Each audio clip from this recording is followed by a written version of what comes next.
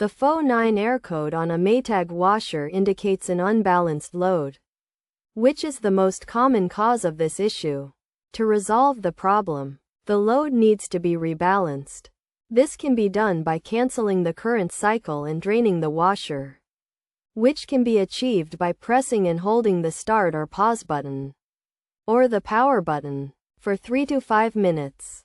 Once the washer is empty, bulky items should be loaded first to increase their interaction with the impeller, followed by the rest of the clothes, which should be added loosely and untangled.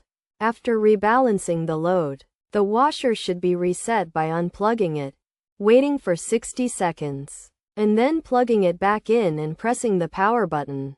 The preferred cycle can then be set and run to check if the error code persists.